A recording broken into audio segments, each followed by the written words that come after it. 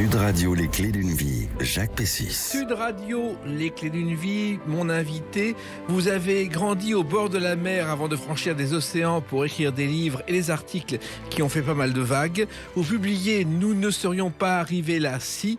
Nous allons en parler puisque vous êtes arrivé justement au micro de Sud Radio. Bonjour Annick Cogent. Bonjour Jacques. Alors ce livre « Nous ne serions pas arrivés là si », édité par Grasset Le Monde, on va en parler tout à l'heure. Mais vous avez un parcours totalement atypique et passionnant, dont on va l'évoquer à travers des dates clés.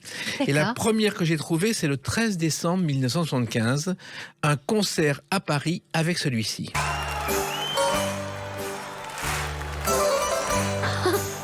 Le concert de 1990 et vous êtes à ce concert tout à fait par hasard et vous n'avez pas payé votre place. C'est incroyable que vous sachiez ce genre de choses. Effectivement, Mikis Theodorakis était un dieu vivant pour moi à cette époque, parce que j'avais passé des vacances en Grèce avec des amis grecs qui le vénéraient et qui chantaient ses chansons. On avait une mini-cassette dans la voiture et pendant qu'on dévalait là, avec notre vieille voiture tout le Péloponnèse, eh bien on écoutait du Mikis Theodorakis, si bien que je savais absolument toutes ces chansons. Il y avait des petits mots grecs que je retenais, mais sinon je savais les airs, et eux chantaient ça parce qu'ils étaient eux-mêmes communistes, ardents, révolutionnaires, etc. Et puis effectivement, j'étais étudiante à Paris et j'avais pas, je vois en sortant d'un examen qu'il y avait un grand concert de lui. Je demande le prix de la place, c'était beaucoup trop cher pour moi, et donc j'ai dit que j'étais journaliste en espérant qu'on me laisserait passer, ce qui n'a pas été le cas tout de suite. Puis après, un journaliste, un autre jeune homme, beau d'ailleurs, s'est approché de moi et m'a dit: toi aussi, t'aimerais bien rencontrer Mikis? Je lui dis: bah ouais. Il me dit: bah oui, moi tu sais, je suis journaliste pour un journal communiste de Berlin Est. Et me dit-il, Mikis va arriver tout à l'heure et puis il va nous faire passer. J'en revenais pas. Et Mikis est arrivé et nous a accueillis gentiment en disant: j'espère qu'on vous a donné une bonne place. Alors on disait pas non. On a assisté au concert et le lendemain, Mikis nous a donné rendez-vous pour l'interview, parce que ça allait de soi pour lui qu'on allait l'interviewer. Oui. Oh, je n'avais jamais imaginé une chose pareille. Vous rêviez d'être journaliste voilà. À l'époque. Eh ben, je rêvais d'être journaliste, donc c'était merveilleux. Je suis arrivée avec mon petit magnétophone, j'ai enregistré, j'étais sidérée et déçue, je dois dire, de ses réponses, parce qu'il s'avérait assez stalinien, et que là, vraiment, j'étais scotchée, tout le monde avait l'air de l'approuver, pas moi. Donc au départ, il me tutoyait dans l'interview, puis quand il s'est rendu compte que, bah non, j'approuvais pas tout, et que je trouvais qu'il y avait des choses à dire sur le nom soviétique qui étaient juste épouvantables. Et là, il s'est mis à me vouvoyer, soudainement, et je suis repartie avec mon enregistrement.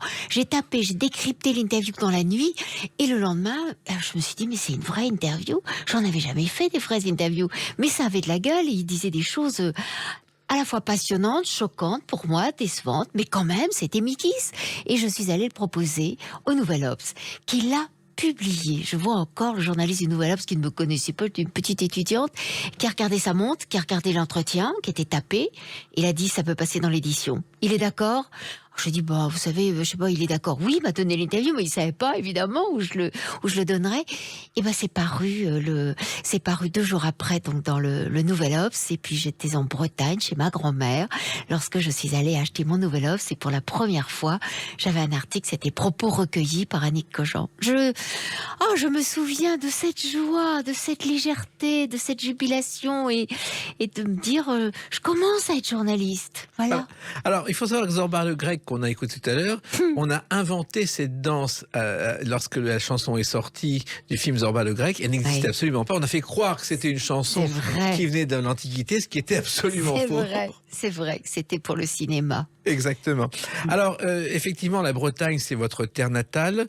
Vous avez grandi à Comona, puis à Telé. Oui. Petit village à côté de, on dit bourg, on dit pas village d'ailleurs, on dit bourg, à côté de Morlaix, où j'allais à l'école tous les matins avec le car de ramassage scolaire, où je vais d'ailleurs dans quelques temps, parce qu'il y a une association qui s'appelle Un artiste à l'école, et on nous renvoie dans l'école de notre jeunesse. Donc je vais aller rencontrer les profs et les élèves, et ça me fait très plaisir. Oui, c'est vraiment mon coin. Vous alliez à l'école tous les jours, il y avait une pharmacie aussi au milieu. Comment? Mais je ne peux pas croire que vous sachiez ça, parce que est-ce que j'ai déjà pu dire c'est quelque chose qui est si intime, mais c'est vrai que je passais, il y avait la rue, il y avait notre maison, grosse maison, et puis il y avait une rue principale qui menait à l'église, à ma petite école qui était de l'autre côté de l'église, et puis il y avait la pharmacie qui était à peu près au milieu. Et c'est vrai que tous les jours, mais je ne sais pas si c'est à ça dont vous voulez faire allusion, mais je me rappelle que tous les jours, je trouvais une bonne raison d'être heureuse. Et quand il fallait que j'ai trouvé une raison très très excitante de ce qu'allait être ma journée lorsque j'arrivais à la pharmacie, et je l'avais toujours trouvé. Je disais allait être parce qu'on allait rendre un devoir que j'aimais bien, qu'on allait aborder une chanson que j'adorais, ou que j'allais rencontrer j'allais croiser le petit copain que j'avais repéré qui était dans l'école publique en face, et on allait se croiser devant la charcuterie, etc. Enfin, j'avais toujours une raison de jubiler. Voilà. C'est exact, c'est ça que je voulais vous faire dire. J'ai trouvé aussi d'ailleurs qu'un certain Pierre Zacon a écrit une nouvelle, Le Vannier de Tollet, en 1860. Ah bon ? L'histoire d'un paysan originaire de Comona venu vivre à Tollet après avoir épousé une fille du pays, et il a été condamné injustement pour avoir incendié sa ferme. C'est un livre d'un romancier populaire de l'époque. Que je voudrais trouver, parce que c'est quand même rare qu'on parle de Tollet, Finistère Nord. Et votre père, je crois, était le notaire du bourg. Voilà, c'était le notaire, un petit notaire de campagne, vous savez, à l'ancienne, vraiment le conseiller des familles qui était d'une intégrité, d'une rigueur. Je dois dire aussi d'une austérité assez terrible. Il faisait un petit peu peur à mes amis. Il avait quelquefois ses lunettes noires quand il allait nous chercher à la plage, à Carantec. Et tout le monde le trouvait incroyablement sévère. Il n'était pas si sévère que ça. Mais il prenait son boulot très à cœur, et c'était vraiment le conseiller des paysans, des familles, le rassembleur, et qui évidemment ne racontait jamais rien de ces histoires. Voilà. Et c'était effectivement un village d'agriculteurs, oui, dans le Finistère Nord, qui n'a rien à voir avec celui des pêcheurs, Annick Cogent. C'est vrai, et pourtant il y avait sans doute des pêcheurs sur notre côte nord du Finistère, mais moi vraiment Tollet, alors que nous étions à 7 km de la mer, j'étais entourée à l'école, entourée de filles de paysans, et mes meilleures copines étaient filles de paysans, et j'allais jouer dans les fermes le mercredi ou le jeudi après-midi. Et la mer vous faisait rêver? Ah oui. Oui, la mer a toujours... j'aime les horizons dégagés. C'est vrai, je suis pas une fille de la montagne. J'ai pas eu l'habitude d'aller à la montagne, au sport d'hiver. Donc pour moi, c'était l'horizon dégagé. Ça voulait dire évidemment l'Angleterre, en face, évidemment, en face de la Manche. Et puis quand j'allais du côté de Douarnenez, c'était l'Amérique. Et moi, j'ai toujours voulu partir. Exactement. Et l'Amérique, vous l'avez aimée aussi à travers une chanson. I've seen fire and I've seen rain. Fire and Rain, James Taylor, je crois que c'est une de vos chansons favorites. Enfin, je le jouais toujours à la guitare j'ai appris la guitare à 15 ans avec ma correspondante irlandaise, évidemment. On n'allait pas en Angleterre, mais on allait à l'Irlande, chez les Celtes, parce que je me sentais profondément celte. Et puis James Taylor, c'est une des premières chansons que j'ai appris, celle-là, I've seen fire and I've seen rain, et I've got a friend, oui. Et sur cet album, d'ailleurs, il y a Paul McCartney à la basse et George Harrison au chœur, bien qu'ils ne soient pas crédités sur le disque. Ah, oui. J'ignorais. Et oui, ils ont accompagné James Taylor. J'adore cette histoire. Alors, la guitare, la musique, effectivement, c'était important pour vous. Et les correspondants aussi, parce que aujourd'hui, il y a Facebook, vous pourriez correspondre avec n'importe qui, Annick Cogent. À l'époque, c'était pas facile. C'était pas évident du tout. Et c'est vrai que j'avais envie d'avoir des amis dans le monde entier. Et un jour, je crois que c'est en 5e, on a dû nous proposer un échange. Et tout de suite, évidemment, j'ai levé mon doigt et je pouvais avoir comme ça une correspondante en Amérique, à Kansas City. Et puis j'avais mon Steven, mon correspondant en Australie. Steven que j'ai fini par rencontrer à 22 ans en allant le voir à Sydney. Et puis j'avais un correspondant au Ghana aussi. Ça, j'oublie son nom, hein, mon correspondant du Ghana. Et puis j'avais ma correspondante irlandaise. Donc j'écrivais beaucoup. Vous savez, sur ces petites lettres très très légères, parce que les timbres coûtaient moins cher quand on écrivait sur ce papier qui était à moitié transparent, il fallait faire attention. Et je recevais comme ça des lettres avec un timbre étranger, mais ça me remplissait de joie. Et les voyages aussi, ce qui vous tentait, c'est le journalisme, parce que déjà, vos correspondants vous expliquaient que vous seriez un jour journaliste, Annick Cogent. Oui, c'est vrai, ce mot me semblait mais incroyable. Le prononcer me donnait presque des frissons de joie. Ça paraît exagéré, mais je me rappelle la première fois que j'ai osé le dire pour de vrai. C'était chez ma correspondante irlandaise, c'était sa maman, on essuyait la vaisselle. Et puis elle se tourne vers moi parce qu'on se moquait un peu parce que mon anglais était pas top, hein, donc je répondais yes, no. Et puis elle me dit, and you, Annick, what would you want to do later? Qu'est-ce que vous voulez faire plus tard? Et j'ai dit journalist. Et je l'ai dit donc en anglais et je me suis sentie rougir d'audace, rougir de plaisir de l'avoir dit tout fort.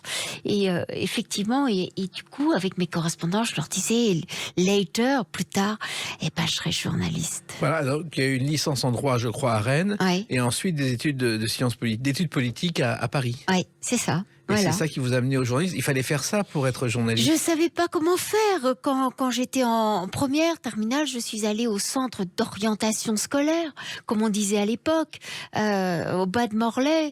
Et puis là, on m'a donné un gros cahier, un classeur. Enfin, il y avait des fiches par métier. Donc tout de suite, je suis allée à journaliste.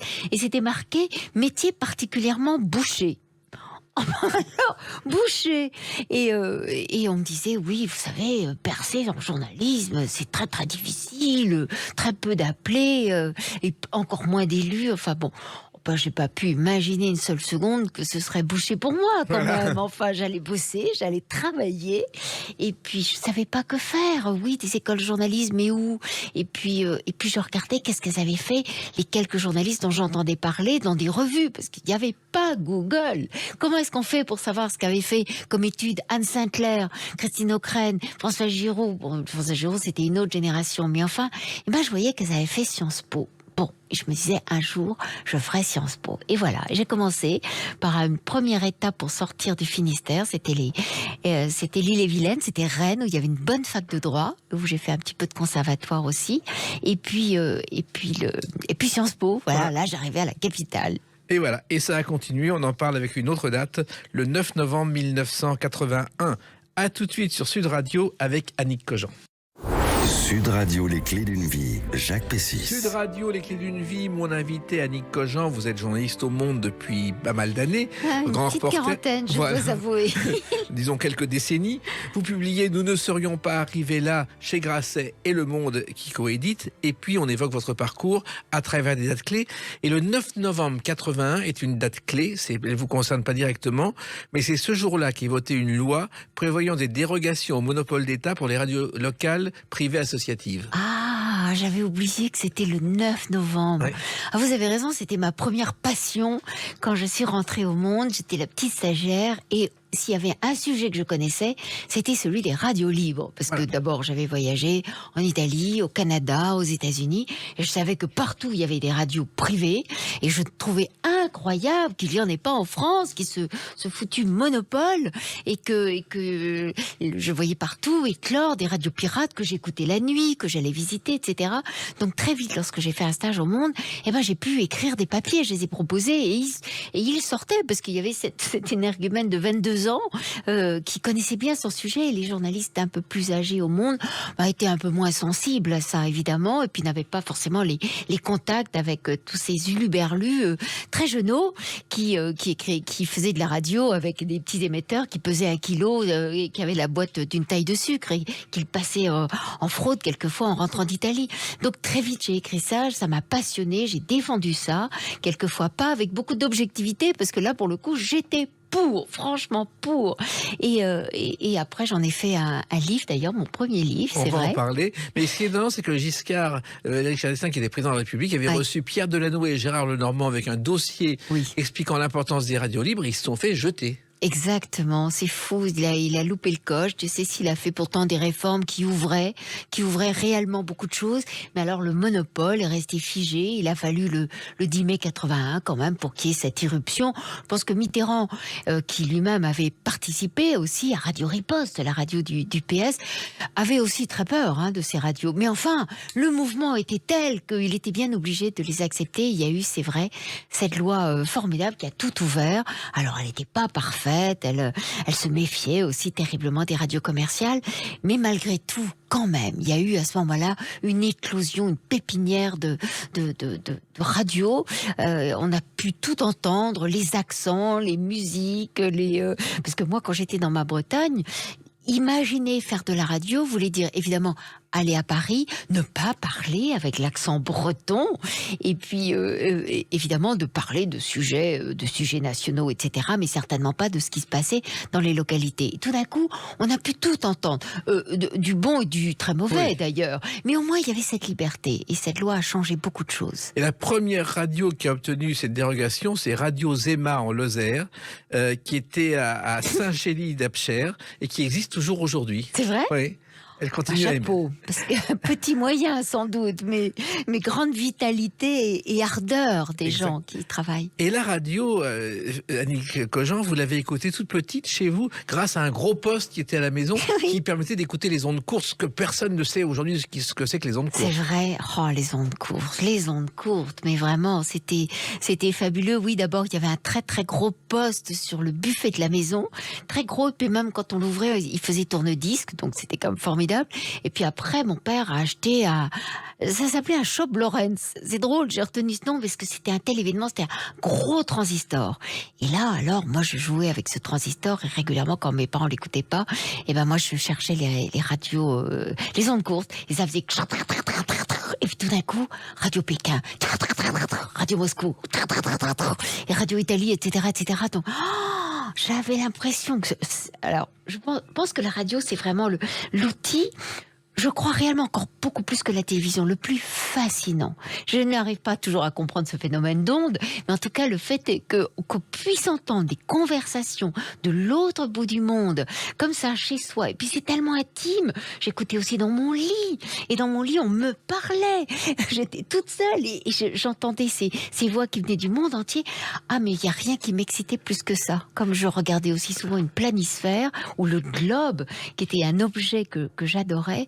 Et ben voilà, les ondes courtes, c'est quand même un trésor. Oui, et en même temps, les ondes longues aussi, et les grandes ondes aussi, puisque à une époque, certaines émissions de Radio Luxembourg avaient 17 millions d'auditeurs, ce qu'on ne peut pas imaginer aujourd'hui. C'est dingue. Les soirs de Qui tout double de finale, il y avait 17 millions. Ah, oui. Et il y avait un journal très célèbre qui s'appelait Radio 50-51 selon les années, et qui est devenu Télé 7 jours, qui a été racheté par Jean Prouveau. C'était la suite d'un journal de radio, quand la télévision est arrivée. C'est comme ça qu'a été créé Télé 7 jours. Ben, vous voyez, j'ignorais ça dans mon dictionnaire de la radio. Et dans votre parcours des médias, il y a eu Le Monde, effectivement, vous avez été une pionnière des chroniqueuses médias.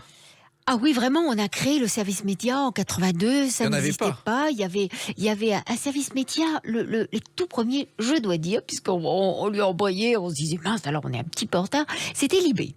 Libé a créé le premier service média, et donc nous, on l'a appelé service communication. Mais en fait, c'était les médias, évidemment, et c'était pour faire face à tout ce qui existait, l'explosion des radios, et puis des autres médias, parce que très vite, la télé s'est ouverte, et puis c'était très marrant, vous savez, de participer à ce service, parce qu'il n'en existait pas avant, donc il n'y avait pas des traditions. Dans un journal comme le mien, il y avait le grand service société, avec celui qui s'occupait de l'éducation, des religions, et puis l'économie, on s'occupait des pétroles, de l'agriculture, etc.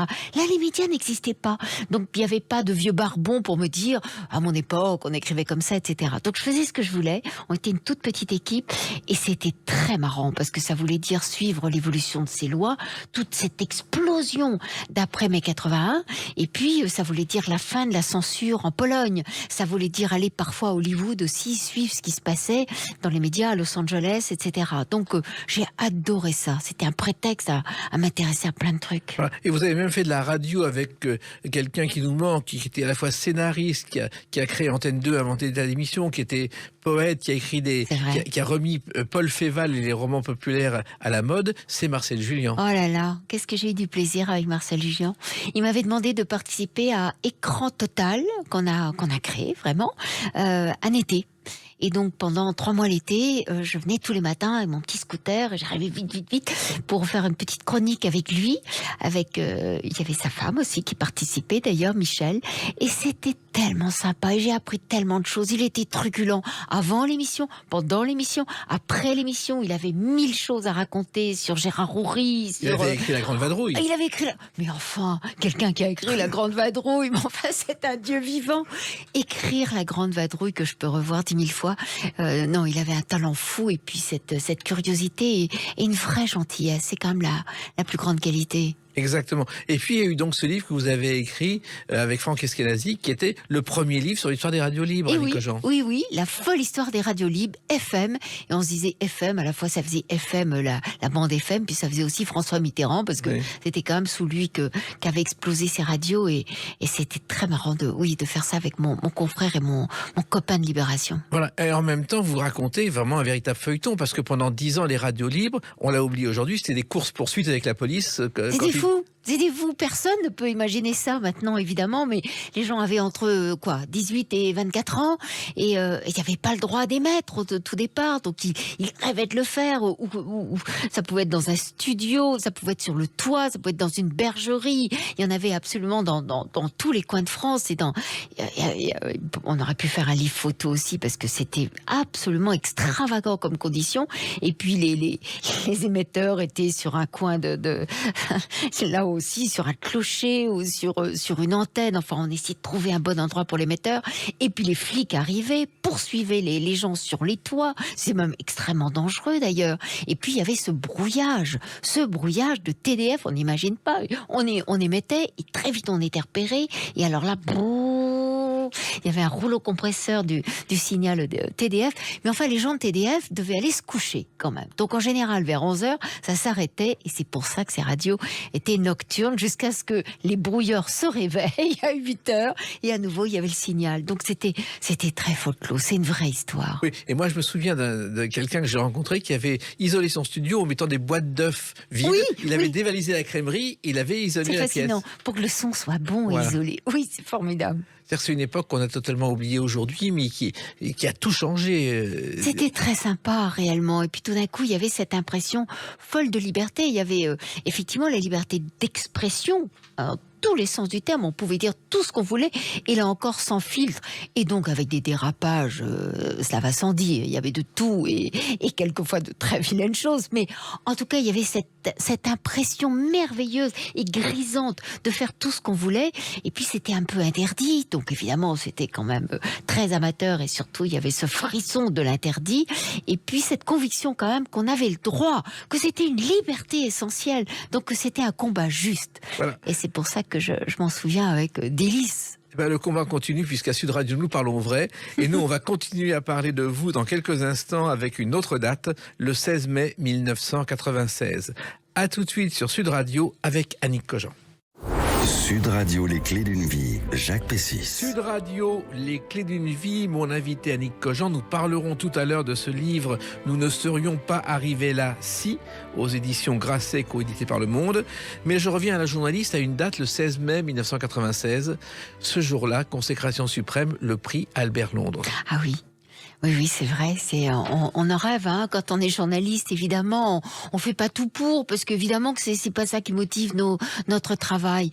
Mais tout d'un coup, et d'ailleurs, je dois vous dire que je n'aurais jamais osé me présenter au prix Albert Londres. Il a fallu que des gens du jury, des vieux du jury, s'y prennent à 2 fois pour me dire « Mais alors, petite, il faut que tu te présentes ». Je me dis « Ah ben non, ça c'est pour les grands journalistes. Enfin, c'est, je sais pas, je pensais qu'il fallait être plus âgé, ou avoir plus de bouteilles, ou être un grand reporter qui avait fait des guerres. Enfin, je pensais pas que c'était pour moi. Et une première année, on m'avait demandé de me présenter et j'avais pas fait. J'osais pas. Vraiment. Et puis la deuxième année quand même, je l'ai fait, et c'était pour les mémoires de la Shoah. C'est vrai que c'était une longue enquête que j'ai fait en 95, donc primée en 96, mais j'avais fait une plongée sur essayer de comprendre qu'est-ce qu'on retenait de la Shoah, qu'est-ce qui se transmettait dans les familles, chez les enfants, les petits-enfants de rescapés des camps, et puis comment ça s'enseignait d'ailleurs.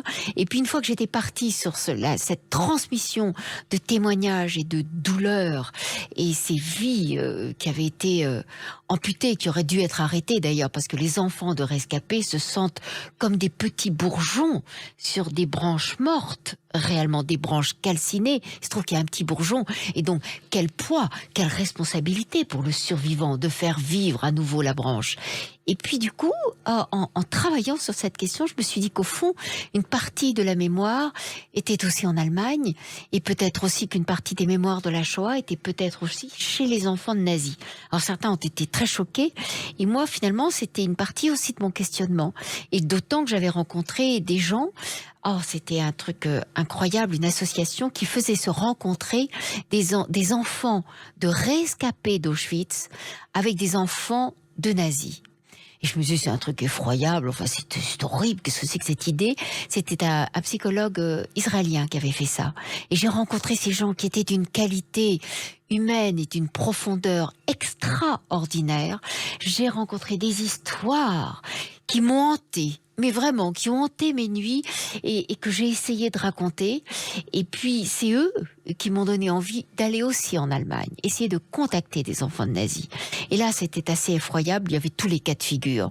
Effectivement, j'ai eu au téléphone Eda Göring, rien que ce nom, Göring, Eda Göring, au téléphone. Et je me rappelle, c'était un soir tard au journal, et très vite, elle a raccroché d'ailleurs, et en me disant, mon père est un héros, on s'en rendra compte plus tard, je considère encore que mon père est un héros. Donc le dialogue était juste impossible, et là, je dois dire que je n'avais même plus envie. Et j'ai rencontré aussi le fils de Rudolf Hess, avec qui j'ai déjeuné et dans une taverne de Munich, et qui me dessinait sur la nappe en papier du restaurant une chambre à gaz. Et en disant, vous voyez, on dit qu'il y a eu 6 millions de juifs morts, c'est juste pas possible, regardez. Et il me dessine la chambre à gaz en me montrant comment on peut pas gazer tant que ça de juifs. J'étais horrifiée. J'avais les poils qui se dressaient sur mes bras, et je me disais, mais c'est dégoûtant. Alors je contrais, j'étais offusquée, j'en perdais ma voix, j'en perdais mes arguments. Et je suis rentrée avec une impression, il était très pacifique et très amical d'une certaine façon, très froid justement, puisqu'il avait l'impression de me dire un fait objectif. Je me disais, je suis en face d'un vrai négationniste, alors que je revenais toute pleine dans ma tête, sur mes épaules, de tout ce que j'avais lu, entendu, de ces rescapés qui m'avaient raconté effectivement leurs parents sur la mauvaise file devant Mengele, qui leur disait passez à gauche, et ils voyaient leurs parents s'éloigner alors que eux partaient à droite. Ces gens qui m'avaient raconté les cauchemars de leurs parents, qui parfois les réveillaient pour leur raconter les horreurs qu'ils avaient vécues, etc. Enfin bref, j'avais tout ça, j'étais en empathie totale, puisque je vous dis, c'était presque excessif. Là, pour le coup, j'ai fait une plongée et j'en rêvais, ça hantait mes nuits. Et j'avais ce type qui osait me dire que c'était pas possible. Et d'ailleurs, vous savez, même pour écrire ça, l'article, c'était pas commode, parce que je n'ai pas le droit d'écrire des articles, des propos négationnistes. Je tournais autour du pot pour dire, il me disait des choses que je n'ai même pas le droit d'écrire, parce qu'on n'a pas le droit de relayer ça. Donc c'était très compliqué. Et puis en revanche, j'ai rencontré aussi d'autres qui étaient en révolte contre leurs parents, qui crachaient dessus, qui les méprisaient, qui avaient justement, l'un avait épousé une juive, comme par hasard, et presque pour braver la mémoire de son père. Une autre insultait également sa mémoire, notamment Niklas Frank, celui qui était le fils du gouverneur de Cracovie et de toute cette région, et qui rejetait entièrement la famille. Donc oui, ça a été un moment très très important pour moi, pour cette enquête, et qu'elle soit couronnée du prix Albert Londres, je dois dire, je rejoignais un peu cette confrérie de gens. C'était un honneur. Je me sentais toute petite vraiment face à Yves Courrière, face à Amouroux, face à Jean-Claude Guibault, qui était ma grande admiration. Mais oui, j'en garde de l'émotion. Il faut savoir, Annick Cogent, pour celles et ceux qui ne savent pas, que ce prix a été créé juste après la mort d'Albert Londres dans un naufrage en 1932 par sa fille. Oui, par sa fille. Et ils ont créé un prix à sa mémoire pour récompenser une jeune journaliste francophone, ou au moins un journaliste francophone de moins de 40 ans, ce que vous étiez. Oui. Et ensuite, vous avez présidé ce prix pendant 10 ans. Oui, c'est vrai, j'ai eu cet honneur. 10 ans, c'était beaucoup, donc j'ai vraiment voulu arrêter à un moment donné. Je trouve que c'était une charge, c'était une responsabilité, c'était c'était un vrai plaisir. On a essayé de faire des choses, je crois qu'on a fait des choses formidables. On a remis, à un moment donné, pendant les révolutions arabes, on est allé remettre le prix en Tunisie. On est également allé au Liban. On est allé à Montréal, terre francophone, pour parler du prix. On est allé en Guyane, on est allé en Russie. Enfin, on est allé dans différents endroits. En Turquie, pour soutenir les journalistes turcs bâillonnés, emprisonnés par Erdogan.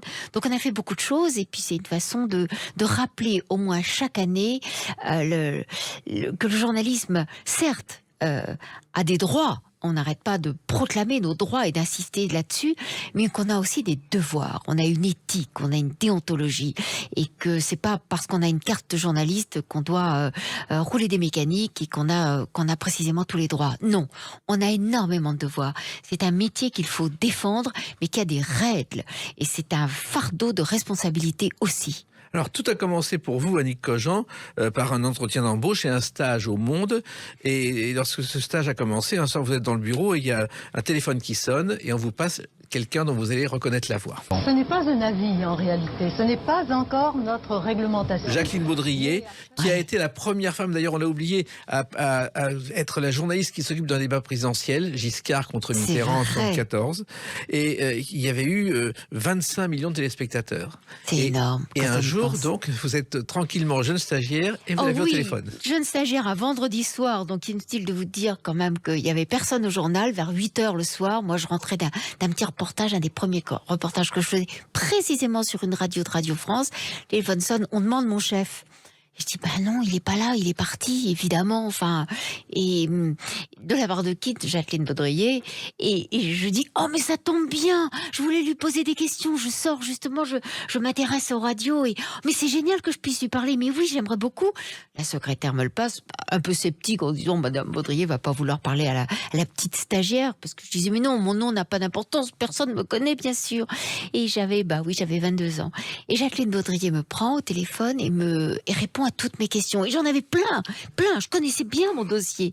Et je passe mon week-end à écrire mon reportage et une longue interview de Jacqueline Baudrier que je rends le lundi matin, à 7h du matin au journal. Tout le monde est sidéré. On me dit, mais comment t'as vu ça? Mais comment c'est possible que t'aies rencontré Baudrier? Je dis, mais elle te demandait, figure-toi, mais voilà, je lui ai posé des questions, c'était formidable. Je l'ai fait, mais avec une candeur et une spontanéité, parce que je crois que j'étais pas culottée, mais ça me semblait évident. J'avais des questions, elle pouvait répondre, voilà. Et je me suis pas rendu compte, mais c'était ça a été un truc au Monde. La chef du service culturel a dû aller voir Jacques Fauvet, le patron du Monde, pour dire, mais on a une petite stagiaire qui s'est permis de faire l'interview de la patronne de Radio France. Normalement, c'était des décisions qui se prenaient à la direction du journal. Enfin bon, bref, l'interview est parue et elle a été tellement contente, mais je l'ai pas su sur le coup, bien sûr, mais des années après, j'ai su qu'elle déjeunait régulièrement parce que ensemble, ils avaient un lien pendant la Résistance d'ailleurs, donc c'était un lien qui datait de longtemps, mais qu'elle rencontrait une fois par mois le directeur de la rédaction du Monde et qu'elle lui avait dit, qui est donc cette petite stagiaire? Il m'a dit qu'il avait dit mon nom. Moi, je suis persuadée qu'il ne le savait pas, voilà, mais peu importe. Et elle lui a dit, écoutez, si vous ne l'engagez pas, moi je l'engage à France Inter, voilà. Et j'ai été embauchée au Monde et j'y suis restée. Voilà, et vous avez gravi les échelons, vous êtes devenu grand reporter, ouais. Ça veut dire beaucoup de voyages. D'ailleurs, je me suis renseigné, la première grand reporter, elle s'appelait Nelly Bly. Elle a fait le tour du monde en 72 jours aux États-Unis.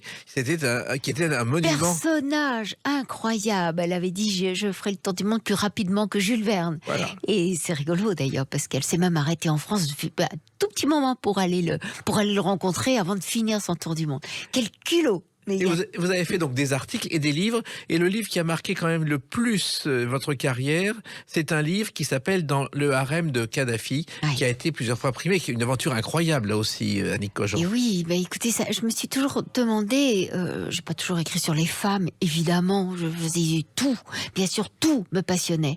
Et puis quand il y a eu les révolutions arabes, quand même, j'étais intriguée par ce qui se passait en Libye, parce que je voyais plein de manifestations, et puis la guerre, très très vite, c'était extrêmement extrêmement violent.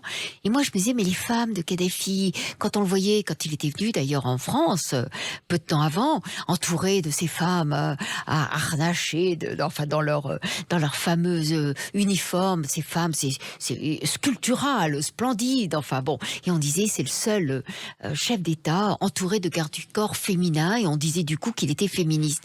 Je doutais assez de ça, mais je ne savais pas ce qui se passait. Et j'ai eu très bien envie de savoir justement d'aller pendant la guerre, donc c'était à la fin de la guerre, mais je ne le savais pas, en Libye pour m'intéresser aux femmes. Qu'est-ce qu'elles font? Elles sont pour, contre Kadhafi? Est-ce qu'elles se battent?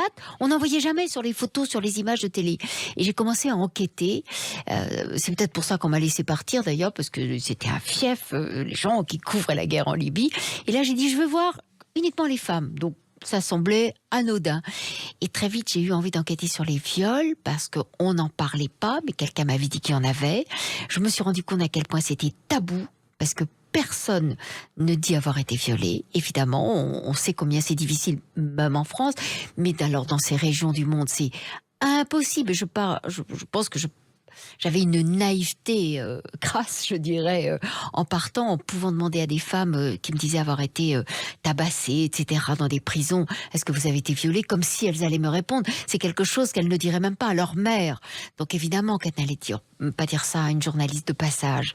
Et puis je tombe sur une jeune fille qui me dit, oui, j'ai été violée. Et elle me dit, par Kadhafi. Alors là, j'en demandais pas tant. Je pensais que c'était dans une prison ou avec des soudards ou dans un village, etc. Non, par Kadhafi. Et cette petite jeune fille, qui s'appelait Soraya, m'a tout d'un coup fait entrevoir un système d'exploitation des femmes, un système de pouvoir, parce que je m'intéresse pas à la vie sexuelle de Kadhafi, je m'en fous, c'est son affaire. En revanche, lorsque ça devient un système de gouvernement et le viol utilisé comme une arme de pouvoir, puis une arme de guerre, là, oui, avec plein de complicité de ses ambassadeurs, de ses ministres, etc. Oui, là, ça devient quelque chose à soulever. J'en ai fait un livre et ça a changé un peu ma vie, c'est vrai. Et c'est vrai que ça a changé votre vie avec tous les prix que vous avez reçus. Et votre vie, cette idée, elle vous a poursuivi. On en parle avec une autre date, le 4 mai 2022. À tout de suite sur Sud Radio avec Annick Cogent. Sud Radio, les clés d'une vie, Jacques Pessis. Sud Radio, les clés d'une vie, mon invité Annick Cogent. Donc le 4 mai 2022, la journaliste que vous êtes a écrit un livre de plus, mais un livre d'entretien qui s'appelle « Nous ne serions pas arrivés là si » chez Grasset et Le Monde. Et c'est la suite d'un livre qui a eu beaucoup de succès, qui s'appelait « Je ne serais pas arrivé là si ». Il y a quelques années. Oui, c'est vrai. C'est la suite, au fond, et je l'ai appelé « Nous ne serions pas » parce qu'il y a quelque chose peut-être d'un peu plus choral. Toutes ces femmes qui parlent, dans le premier, il y avait une trentaine de femmes, cette fois-ci, il y en a 33, voilà, qui se racontent et qui répondent. J'allais dire qu'ils répondent à la question, c'est même pas une question, précisément, c'est une première phrase que je leur lance. Qui est venue comme ça un jour. Oh bah écoutez, on a un peu tâtonné parce que je dis on parce qu'on était plusieurs. Je me rappelle d'être avec ma consoeur Raphaël Baquet. Justement, on cherchait à faire des interviews un peu plus sur l'intime. Vous savez qu'au monde, on est quand même, c'est très rigide. Et quand on parle en plage internationale ou quand on parle avec des ministres, chefs d'État, etc., on leur pose pas des questions sur leur vie. Et on pensait que c'était utile peut-être de savoir quels sont les ressorts d'une vie, qu'est-ce qui nous construit, qu'est-ce qui nous influence, à qui on a envie de dire merci parfois, etc. Et donc, il fallait une phrase, peut-être, pour commencer. Et finalement, j'ai trouvé que cette phrase, « Je ne serais pas arrivée là si », qui est pas folichonne, hein, quand on l'entend la première fois. Et curieusement, là, maintenant, j'en ai fait, je sais pas, 150, 170, peut-être 200 entretiens. Elle se révèle un formidable Cézanne, parce que très vite, elle est vertigineuse. La réponse, enfin je demande aux gens de poursuivre la phrase. Le si, c'est quoi? Je ne serais pas arrivé là si... Et je les laisse embrayer et tout de suite ils ont plein d'images dans la tête, ils savent pas que dire. Et puis il y en a qui se lancent tout de suite et ce qu'ils disent nous amène très vite au cœur de la personne, à l'essence, à l'essentiel, à la base. Alors quelquefois c'est l'enfance. Parce que, comme disait Sartre, l'enfance décide. Mais c'est vrai que beaucoup de choses se jouent là, évidemment. Mon père, ma mère, si j'avais pas tel endroit. Bon, voilà. Mais ça peut être une phrase qui les a marqués, une image, une chanson, une anecdote, une souffrance, peut-être aussi, un pays sur lequel ils sont nés, un territoire. Donc à chaque fois, et c'est vertigineux ce que ça entraîne comme confidence. Oui, et en plus, vous avez fait ces entretiens, Annick Cogent, chez la personne. Alors ça, j'adore. Et pourtant, je dois reconnaître que ça me donne des clés pour les comprendre. Elles sont plus à l'aise, elles sont chez elles, elles reçoivent. Et moi, je suis l'invitée, donc on est toujours un peu intimidé quand on est l'invité. Hein. Je me tiens bien droite, j'ose pas trop bouger. Mais le temps qu'elles aillent me chercher un verre d'eau ou préparer un thé, eh ben, ça me permet de regarder un tout petit peu autour, d'être un tout petit peu indiscrète. Et c'est pas que ça va orienter mes questions, mais malgré tout, ça va me faire comprendre des choses, des petits indices qui vont enrichir peut-être le questionnement. Alors, le premier livre est même devenu une pièce de théâtre, ce que vous n'imaginiez pas, Annick Cogent. C'est incroyable. Et donc, vous avez fait Nous ne serions pas arrivés là avec 33 personnes, 33 femmes qui viennent d'univers totalement différents. Oui. Alors, il y a des Françaises, il y a des étrangères.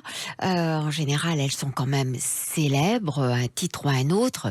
La palette est grande, hein, parce que ça peut être une écrivaine, une sociologue, une artiste, une chanteuse. C'est Françoise Hardy et Clara Luciani, ou Christina de Quitz, mais c'est aussi Laura Adler, et c'est aussi Gloria Steinem, qui est la féministe, une icône mondiale, même si elle n'est pas encore très, très connue en France. C'est Mona Ozouf, si sage, avec qui manie merveilleusement la langue française et qui raconte son histoire bretonne et son parcours. Et puis c'est Isabella Rossellini, et puis c'est Isabelle Carré qu'on trouve si sereine, qui a l'air toujours si sage aussi, si charmante. Et elle l'est vraiment, quand on la voit sur les plateaux de télé, et qui me redit quand même: je ne serais pas arrivée là si j'avais pas vu ce film, donc Une femme à sa fenêtre de Romy Schneider, où l'on voit Romy Schneider dire une phrase qui l'a marquée, parce que j'étais dans l'hôpital pour enfants après une tentative de suicide à 14 ans. Et on se rend compte que la vie n'est pas un long fleuve tranquille, que toutes ces femmes ont vécu des épisodes incroyables, des humiliations, des doutes, des failles qu'elles racontent avec beaucoup de sincérité et de simplicité, de modestie, je trouve, mais qui nous donne de la force, parce que mis bout à bout, ces femmes, quand même, avec tous ces épisodes, elles se tiennent droit, elles sont debout, elles ont construit des choses.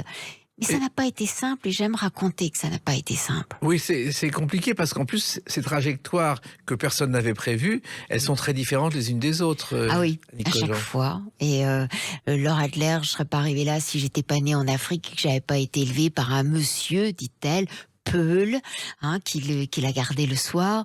Nana Boraoui dira: si j'étais pas née en Algérie, et toute empreinte de ce qu'était l'Algérie. Caroline Forest dit: si je n'avais pas réalisé à 5 ans que j'étais une femme qui aimait les femmes. Et ça explique des itinéraires, ça explique des combats, ça explique plein de choses. Donc c'est d'une intimité folle, et en même temps, l'idée, c'est de montrer une cohérence quand même de parcours dans ces méandres et dans ces incertitudes au départ. Et avec des idées qui sont chères à votre cœur, et que vous défendez. Par exemple, Emma Thompson, qui a été finalement un symbole du mouvement MeToo. Oui, vous avez raison. Emma Thompson, elle est incroyable, cette actrice, quand même. Elle est splendide, elle est inouïe.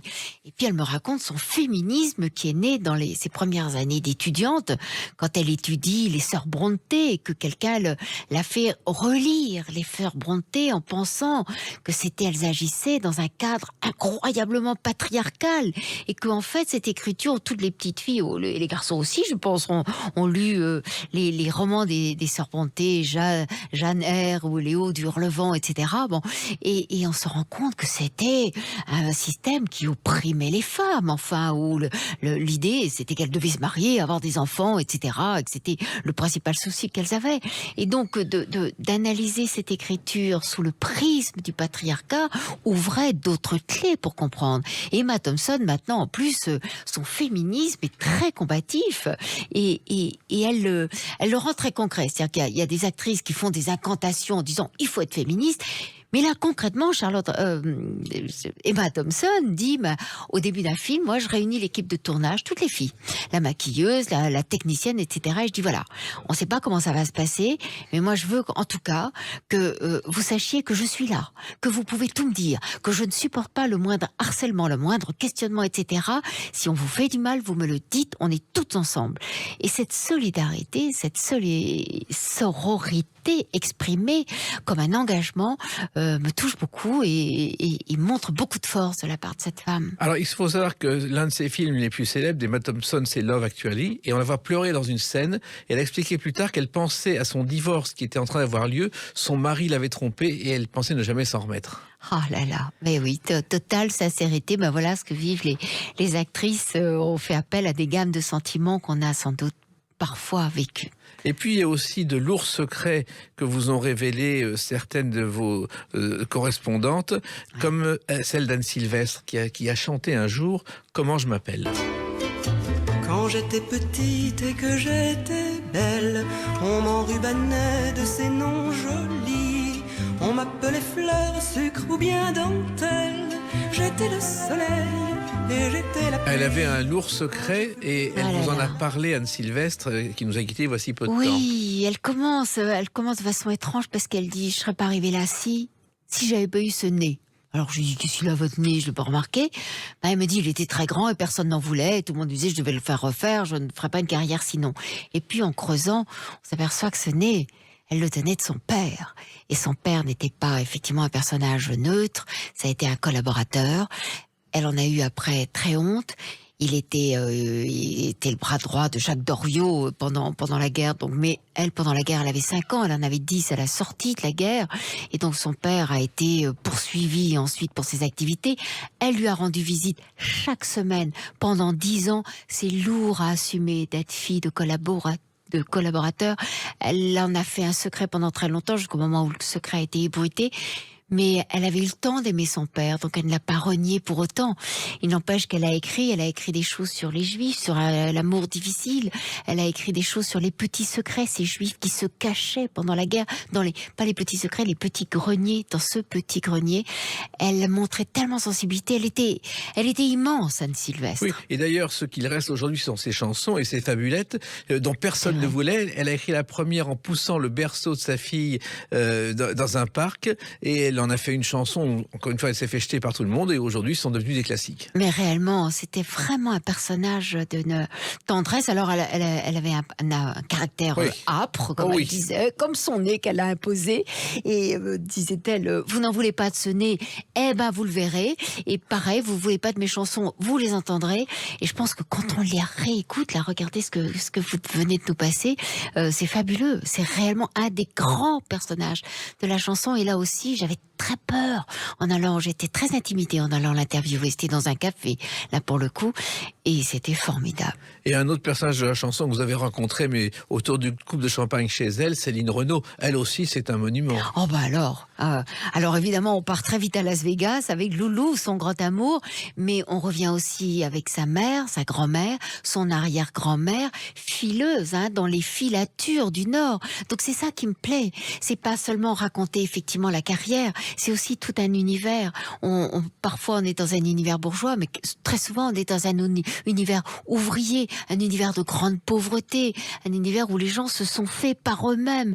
Et j'adore ces histoires de self-made woman, justement parce que la vie, a priori, rien ne leur était donné, rien n'était facile, le chemin n'était pas pavé, et c'est par leur travail. C'est Juliette Gréco, mais c'est aussi c'est tellement d'autres personnes. C'est Clara Luciani qui partait de rien et puis qui s'est imposée comme une star maintenant. Et il se trouve que Lynn Renaud, elle a commencé comme meneuse de revue au Casino de Paris, et c'est Joséphine Baker qui lui a appris à descendre l'escalier avec un annuaire sur la tête. Joséphine Baker qui est entrée au Panthéon, alors que peut-être Gisèle Halimi, chère à votre cœur, aurait pu y entrer. Gisèle Halimi qui est présente dans ce livre, Annick Cogent, et à qui vous avez consacré un livre. Oui, c'est vrai. Je trouve qu'elle a tout à fait sa place au Panthéon et que ça aurait été une formidable occasion. Bon, il paraît que c'est trop tôt, mais enfin bref, de la faire entrer en même temps que Joséphine Baker, ça aurait eu beaucoup d'allure, je trouve. Évidemment qu'elle est controversée, mais tout le monde, et Joséphine Baker n'était pas adorée non plus au moment où elle triomphait. Donc je pense que ça aurait été 2 beaux symboles. Oui, Gisèle Halimi s'est vraiment battue pour toutes les femmes. Elle a été conspuée, insultée, été, mais vraiment menacées de mort, etc. Ça paraît une évidence maintenant de défendre l'avortement ou de faire une loi contre le viol. C'était pas évident de défendre les femmes violées à une époque donnée. Vraiment, c'était presque salir sa réputation. C'était incroyable, mais c'était vrai. Quand elle s'est battue contre la torture en Algérie, là aussi c'était magnifique. Elle a imposé le thème de la torture en France et là aussi elle a été condamnée à mort par l'OS. Donc vraiment c'est un personnage à qui je pense les femmes doivent beaucoup. Nous les filles et les petites filles, on a besoin d'héroïnes. Dans mon livre d'histoire, quand j'étais petite, il n'y avait pas une seule femme. Ah si, quand j'avais fait la remarque à une petite bonne sœur qui était ma prof quand j'étais en 8e ou en 7e, elle m'avait dit « Ah ben il y a Jeanne d'Arc quand même, Annick ». Bah oui, mais enfin ça finit mal, hein, globalement. Oui. Et sinon, les reines étaient les épouses des rois, etc. Il y avait pas d'héroïne dans nos cours même de musique. Je jouais du pipeau, enfin de la flûte, on disait, hein, comme tout le monde à l'école. Et ben je demandais à ma prof de musique, mais on avait des fiches sur Mozart, Beethoven, Mendelssohn, etc. Je dis, les femmes, elles sont pas musiciennes? Ben non, disait-elle, non, elles sont moins douées. Elles sont moins douées, mais enfin racontez-nous l'histoire de ces femmes qui ont été empêchées d'exercer leur art, qu'on a camouflé, qu'on a empêché de se produire sur scène, et dont les œuvres souvent ont été pillées par leur mari, par leur frère, par leur père. Enfin, il y a plein de choses à raconter. Heureusement, on le découvre actuellement. Voilà, et ce livre, Nous ne serions pas arrivés là si, c'est finalement le symbole du combat que vous menez pour les femmes, Annick Cogent. Ah, je ne sais pas si on peut dire un combat, Jacques, mais en tout cas, j'essaie de leur donner la parole, voilà. Et que je me dis que dans ce livre, eh ben, il y a 30 femmes qu'on écoute. Et c'est fou ce qu'elles nous disent. Les femmes, quand on prend le temps de les écouter, elles ont plein de choses à nous dire. Et je pense que tous ces parcours mis bout à bout montrent une espèce de sororité, montrent beaucoup de choses en commun chez ces femmes, aussi différentes soient-elles, et sont inspirantes, donnent de la force aux jeunes filles, aux garçons, ça leur apprend plein de choses. Et puis, c'est un livre que beaucoup de filles ont envie d'offrir à leur mère ou de mère à leur fille. Et ça me fait terriblement plaisir. Ça, collectivement, ça nous galvanise. Eh bien, on a pris le temps de vous écouter et on vous en remercie, Annick Cogent. Et ce livre, maintenant, il faut prendre le temps de le lire. Ça s'appelle « Nous ne serions pas arrivés là si » chez Grasset et Le Monde. Merci de l'avoir écrit, puis continuez à enquêter, à faire du vrai journalisme. C'est gentil. Merci vraiment, Jacques. Merci vraiment. Et aussi, les clés d'une vie, c'est terminé pour aujourd'hui. On se retrouve bientôt. Restez fidèles à l'écoute de Sud Radio.